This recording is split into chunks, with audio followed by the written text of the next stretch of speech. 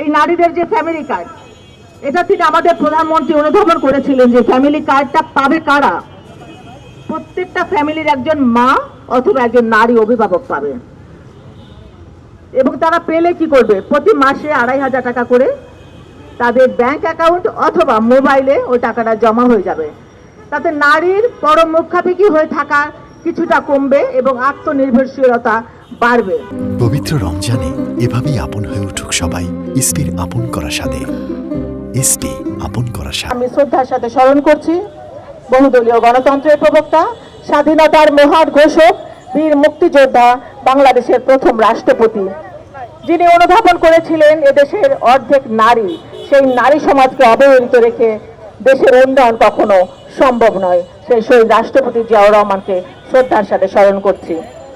তিনি প্রত্যেকটা নারীর মেধা, শিক্ষা এবং যোগ্যতার ভিত্তিতে নারীদেরকে পদায়ন করেছিলেন, বিভিন্ন সেক্টরে তিনি নিয়োজিত করেছিলেন। বাংলাদেশ গার্মেন্টস শিল্পে যে আজকের এই যে বাংলাদেশের মূল চালিকা শক্তি গার্মেন্টস শিল্প, সেই গার্মেন্টস শিল্প নারীদের দ্বারা পরিচালিত। আমাদের দেশনেত্রী বেগম খালেদা জিয়া গণতন্ত্রের মা, আপসহীন নেত্রী, যিনি নারীর ক্ষমতায়ন এবং নারী শিক্ষার জন্য কাজ করেছেন, আজকে তাকেও শ্রদ্ধার সাথে স্মরণ করছি। অথচ তিনি কিন্তু সবচেয়ে বেশি নির্যাতনের শিকার হয়েছেন, নিপীড়নের শিকার হয়েছেন নারীদের জন্য কথা বলে এবং দেশের জন্য কথা বলে, দেশের মানুষের জন্য কথা বলে। আজকে তাকেও আমরা শ্রদ্ধার সাথে স্মরণ করছি। আর আমাদের যে এখন চেয়ারম্যান, বাংলাদেশের প্রধানমন্ত্রী জনাব তারেক রহমান, তিনি নারীদের এই ফ্যামিলি কার্ডের মাধ্যমে যে একটি নারীদের জন্য শুভ সূচনা করেছেন, তাকেও আন্তরিকভাবে শ্রদ্ধা এবং সম্মান জানাচ্ছি। এই নারীদের যে ফ্যামিলি কার্ড, এটা তিনি আমাদের প্রধানমন্ত্রী অনুধাবন করেছিলেন যে ফ্যামিলি কার্ডটা পাবে কারা। প্রত্যেকটা ফ্যামিলির একজন মা অথবা একজন নারী অভিভাবক পাবে, এবং তারা পেলে কি করবে, প্রতি মাসে 2,500 টাকা করে তাদের ব্যাংক অ্যাকাউন্ট অথবা মোবাইলে ওই টাকাটা জমা হয়ে যাবে। তাতে নারীর পরম মুখাপেক্ষী হয়ে থাকা কিছুটা কমবে এবং আত্মনির্ভরশীলতা বাড়বে। আর নারীরা টাকা পেলে কি করে, পুষ্টি, স্বাস্থ্য, সন্তানের শিক্ষা এবং তারপরে ক্ষুদ্র কিছু সঞ্চয়ের চেষ্টা করে।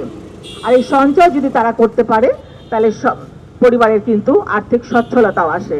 সেই জন্য পুরুষের প্রতি মানে পরমুখাপেক্ষী থাকাটাও কিছুটা হলেও কমে যায়। এই জন্য আমাদের এই চেয়ারম্যান এবং বাংলাদেশের প্রধানমন্ত্রী জনাব তারেক রহমান এই ফ্যামিলি কার্ডের সূচনা করেছেন এবং ইনশাআল্লাহ 10 তারিখ থেকে এটা দেওয়া শুরু হয়ে যাবে। প্রিয় ভাই বোনেরা, আজকের এই নারী দিবস, নারীরা আমরা সবসময় ষড়যন্ত্রের শিকার। আসলে যুগে যুগে নারীরা কিন্তু রাষ্ট্রের প্রয়োজনে, দেশের প্রয়োজনে সবচেয়ে বেশি ঝুঁকিটা কিন্তু নারীরাই নেয়, কিন্তু মূল্যায়িত হওয়ার সময় কিন্তু নারীদেরকে পিছনে ফেলে রাখা হয়। আমাদের বেগম রোকেয়া বলেছিলেন, আমাদের সমাজের অর্ধেকই নারী, সেই নারী সমাজ আমরা যদি ঘুমাইয়া থাকি তাহলে সমাজ জাগিবে কি রূপে। তাই আমাদের নারীদেরকে জেগে উঠতে হবে। আমরা এই নারীরা 18 বছর যুদ্ধ করেছি। এখন যখন দেখি আমাদের ফেসবুক খুললে আমার অনেক নারী বোনেরা বলে এখন আমাদের প্রয়োজন ফুরিয়ে গেছে। কষ্ট পাই, অনেক কষ্ট লাগে যখন বিপদের সময় রাষ্ট্রের প্রয়োজনে, দেশের প্রয়োজনে নারীরা যখন ঝুঁকি নিয়ে রাস্তায় নেমেছিল।